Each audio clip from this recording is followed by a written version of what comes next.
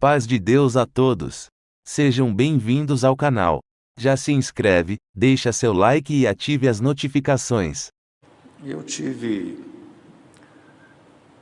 assim na minha vida, uma vida muito difícil na infância. A nossa família era uma família, eu nem diria que a gente era pobre, nós éramos miseráveis. De buscar coisa na rua para comer. Eu me lembro que eu ia em algum boteco e as pessoas bebiam refrigerante e saía, largava a garrafa, o copo, pois eu ia lá, tudo o restinho que sobrava de garrafa e de copos eu punha num copo só e bebia, nem se preocupava com doença, com nada. Mas a minha mãe, de vez em quando ela pegava a limonada, o limão com água, coava, punha bicarbonato, lavava, bem lavado, garrafas, não tinha garrafa plástica, tudo de vidro, e ela fazia essa limonada com bicarbonato. Punha dentro dessa garrafa, dava uma chacoalhadinha, punha a tampinha, não existia copo, era caneca, né? E nós não tinha copo, era só caneca. Aí ela falava, vamos tomar Guaraná, nenê? E aí eu, meus dois irmãos, beber Guaraná. E o bicarbonato, ele gera aquele gásinho gostoso no fim, né? E eu me lembro que punha na caneca e eu bebia, depois que bebia, e aquele gásinho assim, eu falava, Guaraná! E saía feliz da vida. Eu, meus irmãos, e bebendo Guaraná. Era raro ter almoço e janta, nem sempre tinha almoço e janta, mas uma coisa muito bonita para as crianças e os jovens que estão ouvindo, é que minha mãe me fazia ler a Bíblia todo dia antes de brincar. Então ela punha o véu na cabeça. E nenê, vem ler a Bíblia para a mãe. Então punha um banquinho, tinha um banquinho perto de uma laranjeira que tinha nos fundos. E ela leia aí, e eu só lia Apocalipse. Eu não saía do Apocalipse. Quando eu pregava Apocalipse na igreja, eu já achava que Jesus já estava voltando, já está voltando, está voltando. Era só Apocalipse. E eu lia e chorava, minha mãe chorava, depois ela me beijava, tirava o véu, ia cuidar da casinha, pode brincar. E eu aprendi a ler. No pouquinho que estudei, minha melhor nota era na leitura. E aprendi a ler assim. Meu pai tinha o vício da bebida, apesar de batizado, tinha essa fraqueza. Mas chegou em 1964, 1964, minha mãe era muito crente, eu acordei durante a madrugada e eu estava dormindo em cima de uma mesa, as crianças, os jovens, todos ouvindo. E eu fui no quartinho onde ela dormia com o meu pai. O colchão era de capim, só tinha as beiradas. E tinha um barulho que vinha, um ruído que vinha do quarto. Eu fui lá ver. Minha mãe estava dormindo, mas falando línguas. Eu olhei para ela, uma linguagem mais bonita. Voltei, deitei em cima da mesa, terminou o dia. No outro dia ela me chamou, nenê, chama duas irmãs amigas e fala para o seu pai não sair. E meus dois irmãos mais novos, que eu vou conversar com vocês, eram umas 10 e pouco da manhã, eu me lembro muito bem. Aí ela foi aconselhar a gente e anunciar que Deus ia recolher ela. Ela tinha 30 e poucos anos, meu pai 30 e poucos também, um pouquinho mais velho. E naquela manhã ela aconselhou meu pai primeiro. Eu me lembro que ela disse assim, então, meu marido, se até hoje eu não consegui ser a esposa que eu tinha que ser, a mãe que eu tinha que ser, hoje eu peço perdão, porque só fui o que eu consegui ser. Meu pai era alto, se curvou a ela, beijou, chorou. Ela disse, cuida dos filhos, porque estou de partida. Se é hoje, se é amanhã, se é daqui uns dias, mas estou indo embora. Essa noite eu fui onde não tem lugar mais bonito. Então, para resumir, deu muito conselho para ele, pediu para ele nunca mais voltar a beber, enfim, criar os filhos, e aí falou, vai ficar pior que está, porque agora a gente sofre junto, mas agora vocês vão sofrer sem mãe, e vocês não vão crescer juntos, cada um para um lado, congrega, boas amizades, boas famílias. Quanto ao batismo, vocês vão tratar com Deus e Deus vai tratar com vocês. Se fiéis, Deus vai pôr em volta de vocês uma grande família.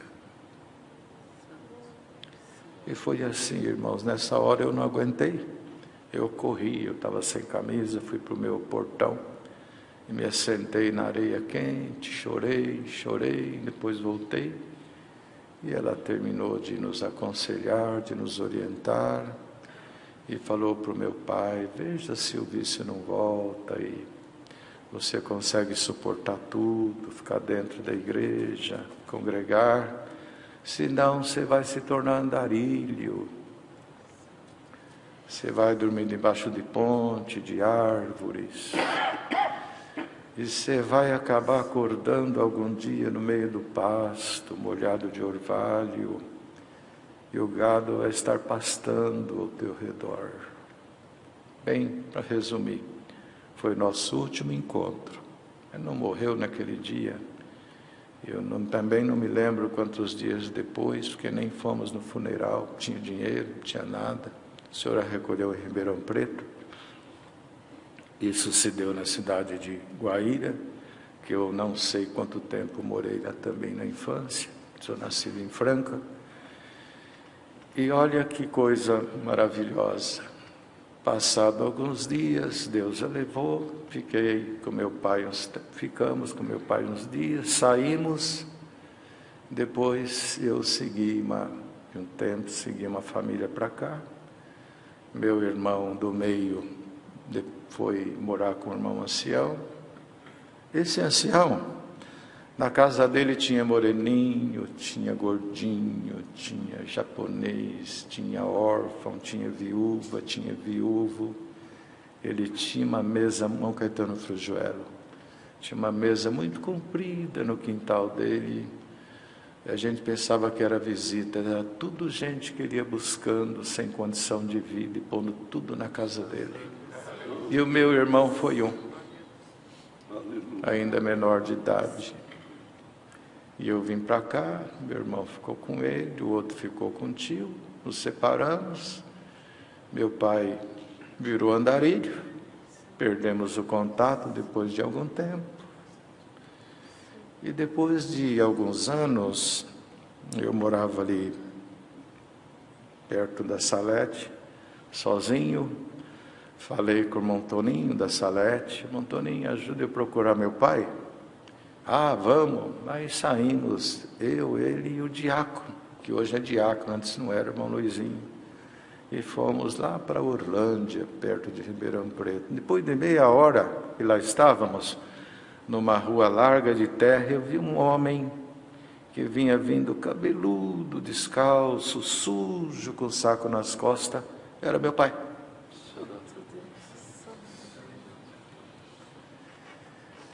Corri ao encontro, abraçamos, levamos para um lugar, se banhou, compramos roupa, trouxe ele para cá, veio morar comigo, reingressou na vida, E antes de sair de casa para algum lugar que eu nunca soube, ele disse assim para um dos meus irmãos: então, sabe que um dia eu acordei no pasto e o meu travesseiro era um saco de roupa suja, e a minha Bíblia que eu tanto lia estava debaixo da minha cabeça, sem capa, rasgada, suja, e o gado pastando ao meu redor. E eu tenho comigo até hoje esse bolo de papel que era a Bíblia dele. Ficou comigo uns tempos, congregou, construiu igrejas, e depois não conseguiu ficar mais, voltou para um lugar onde morava uma irmã dele, 2 irmãs, nunca mais o vimos. Mas, em resumo, Deus cuidou de mim, cuidou dos meus 2 irmãos, não deixou a gente para o mundo. As amizades foram sempre melhores que eu, todo o tempo na igreja. Em São Paulo padeci muito, era frio, dormia em quintal, carro velho, ônibus, fim de feira, pegar fruta que caía, tirar a parte boa, comer a boa, deixar ruim. E o saudoso irmão João Liotti, no fim do culto, falava assim: onde você mora, neném? Ali. Não tinha endereço meu ali. Mas Deus me guardou na igreja, depois preparou o casamento, fui auxiliar na reunião, junto com aquela meninada. E hoje, para resumir, meu irmão é até mais novo que eu, mas está fazendo agora 35 anos de ação também. E assim, no meio da Irmandade, o outro não tem ministério, mas no meio da Irmandade, Deus tem nos ajudado, tem dado uma família boa para a gente, tem cuidado da gente e tem posto, assim, de fato, pessoas muito melhor que a gente junto conosco. E hoje eu agradeço a Deus e também, como pais e filhos estão juntos, irmãos, eu desejei muito numa fase da vida, quando eu via pais e filhos juntos, eu parava. Por que não eu? Por que eles têm os pais e não eu? Passava um carro, o casal na frente, os filhos atrás, eu parava para olhar. Mas Deus também me deu isso para mim depois. Mas hoje as coisas estão mudando. E Deus preparou hoje e nesses tempos para ouvir a mesma palavra, os mesmos conselhos. O pai, a mãe e os filhos. E como nós temos ouvido até aqui, é uma coisa muito lógica que, passando esse período, é praticamente impossível viver como a gente viveu até aqui, não melhorar. Deus vai melhorar pai e mãe, vai melhorar como esposa, como marido, vai refletir nos filhos, não vai ser gerado tantas vítimas na sociedade, que são as crianças, e são vítimas de desacerto. Ainda um tempo, um menininho de 5 anos que esteve na minha casa, eu comprei uma caixa de chocolate, fui na Cacau Show e dei para ele, e não comia. Você não vai comer? E ele me chamava de tio. Não, tio, se eu comer acaba. Mas ele ficou quieto. Depois ele olhou: tio, com 5 aninhos, sabe o que mais me dói? Eu falei: não, é que eu tenho pai, mas eu não tenho pai. Eu queria ter um pai para estar comigo.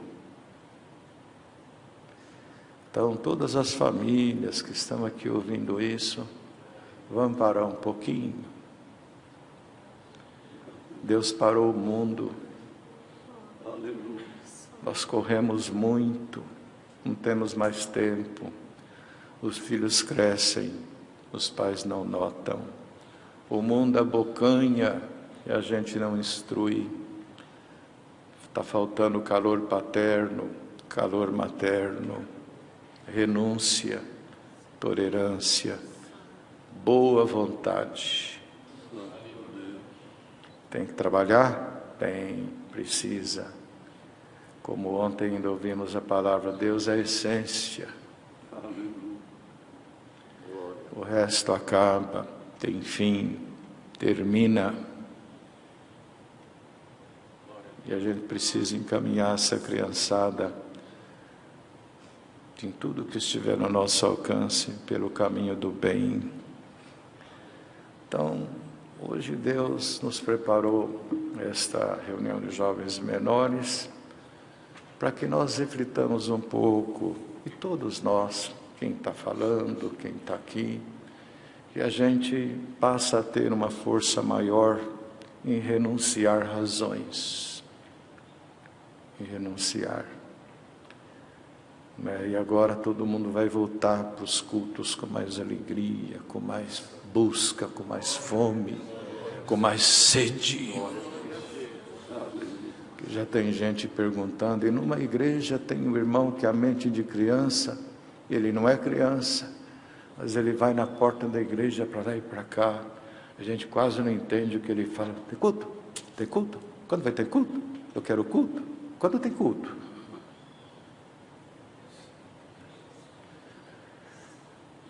Deus escondeu as jumentas do pai de Saul para que ele encontrasse um bem maior. Deus visitou o mundo e escondeu os objetivos principais nossos para dar para a humanidade coisa melhor. Então está nos ouvindo aqui os jovens, as crianças, os pais, tem os auxiliares das reuniões de jovens e menores. No meio da Irmandade, Deus abençoa alguns com uma porção maior, intelectualmente, economicamente. E isso vem de Deus, e é bom que tenha, e precisa ter tanto um quanto o outro. Se não tem patrão, não tem empregado. Se não tem empregado, não tem como ter patrão. E um precisa do outro, não tem jeito. No trabalho de Deus ele fez tudo isso. E na igreja ele pôs todo mundo junto também.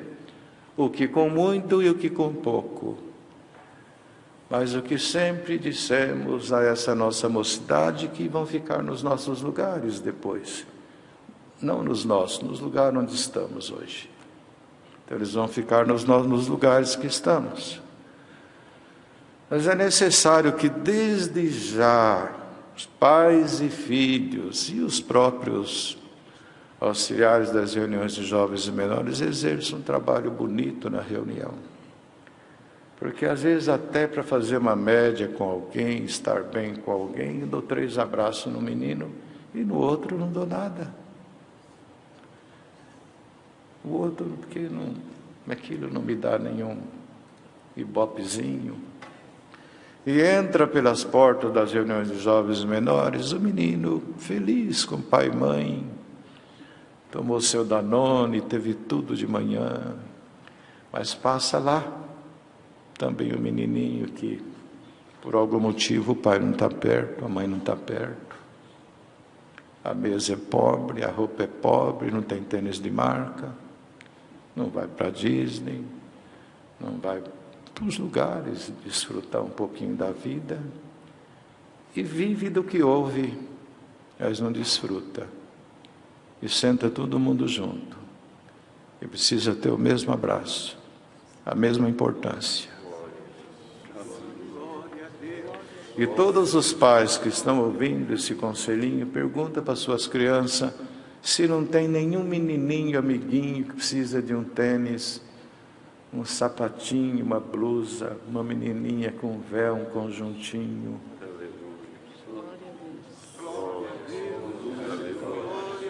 Cada pai que está assistindo aqui a essa reunião de jovens, periodicamente compra alguma coisinha, vai com a sua criança levar numa casa que precisa, faz ela entregar, deixa ela ter contato.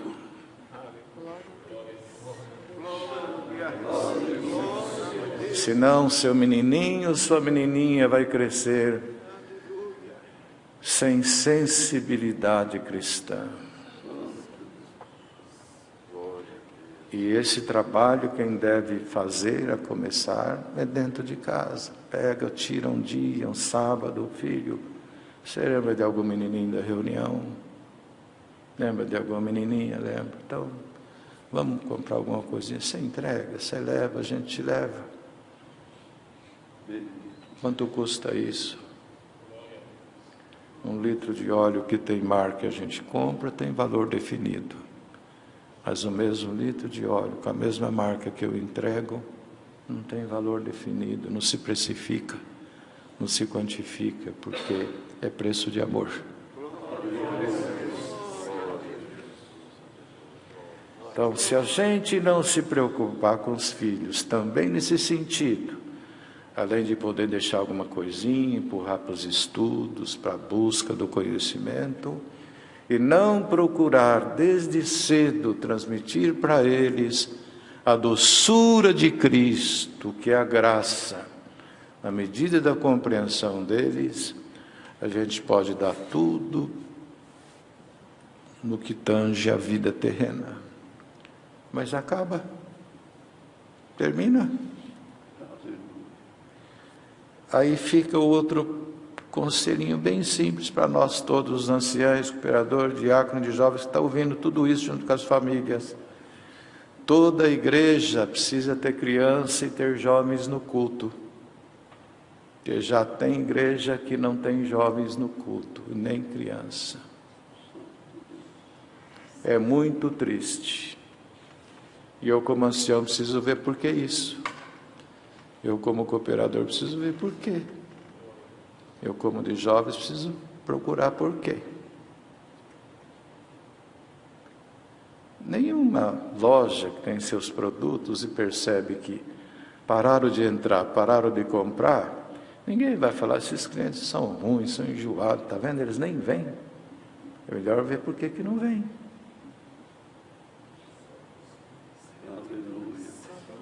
Melhor ver. Então, fica esse conselhinho. É muito maravilhoso ir num culto, você vê um rostinho novo ali junto com o velho, vê o velhinho, vê o menininho, vê a criança, vê o outro, vê aqui. Ainda agora, antes de fechar a igreja, veio um menininho assim que acabou o culto, já subiu aqui, pegou um pedacinho de pau e foi regendo o último hino. E olhava para ver se a gente estava vendo. E a vidinha deles é o oxigênio da nossa alma, isso aqui. Para quem Deus deu uma porçãozinha a mais, tem muita coisa para ser feita. Muita coisa para ser feita. Do nosso lado, sem sair de casa, sem saída comum.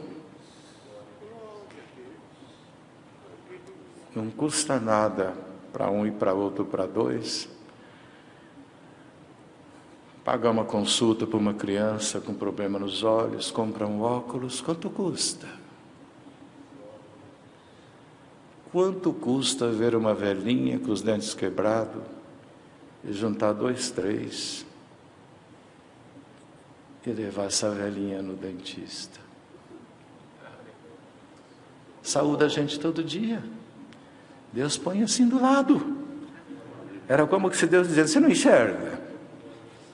Você não vê? Então, irmãos, às vezes nós nos preocupamos com aquilo que gera um pouco os status. Está cheio de servicinho assim do ladinho da gente. Não gera aplausos. Atender culto para 1.000, para 2.000, para 500, já tá. Mas vir naquela casinha humilde, ou do rico também, porque o rico tem dor e tem prova. Comunicar caridade, amor, atenção. Fica aqui esses conselhinhos. Mais alguma coisa, irmão? Ajuda eu, irmão. Os irmãos. Irmão Diácono, Nabi, irmão Tutu. Então fica aqui esse conselhinho. Graças a Deus já faz alguns anos que não passo fome, mas acho que eu fiquei tão traumatizado. E quando eu me casei, eu comprei 20 quilos de arroz. E muito sal. Não sei aonde que eu ia comer tanto sal. E lembro que compramos muita asa de frango. E ficamos uma semana inteira. Asa no almoço, asa na janta. Até sábado. Aí eu falei para minha esposa, é a semana da asa. Deus foi nos ajudando, nos abençoando. Ali na Vila Ré, Deus preparou o irmão João como mãe para a gente, que ao invés dele buscar os irmãos cheios de dom para viajar com ele, a gente alugou, meu irmão Hélio, nós alugamos uma casinha, perto da igreja mesmo, eu e um grupo de moços órfãos. Órfão, e no meio dos órfãos que dava trabalho, que os pais pediam para ir morar com a gente. Tinha época que tinha 8, 10, 11, 7. A gente lavava, passava, cozinhava. Também cozinhar era fácil, que era arroz, feijão e ovo. Ovo, arroz e feijão. Aí feijão, arroz e ovo. A gente lavava. O irmão João sempre nas viagens. O Negrinho, vamos, pega mais um dos outros, vamos junto. Não leva pessoas que falam muito. E tá bom. Pega a tua mala. Tá bom, não tinha mala, era sacola. E a gente ia viajar. Eu sentava no banco de trás, eu ia com o outro parceiro. Por que nós? Você não ora, né? Eu também não oro. Não faz nada, nem dinheiro a gente tem. Por que nós? E isso passaram 22 anos. Deus deu uma paciência para o irmão João para cuidar da gente, para dar oportunidade para a gente estar perto. Irmãos, eu tenho vontade de gritar tem dia na rua que eu sou feliz. Feliz. Até o irmão Hélio deixou viajar com ele, né, irmão Hélio? Está deixando. Está cuidando da gente, né? Tá bom. Então, eu agradeço a Deus por tudo, por estar aqui junto com os irmãos e com a mocidade, com as crianças. Alguns jovens, crianças de outras nações, e até minha esposa pediu que vos saudassem a todos com a santa paz de Deus. Amém.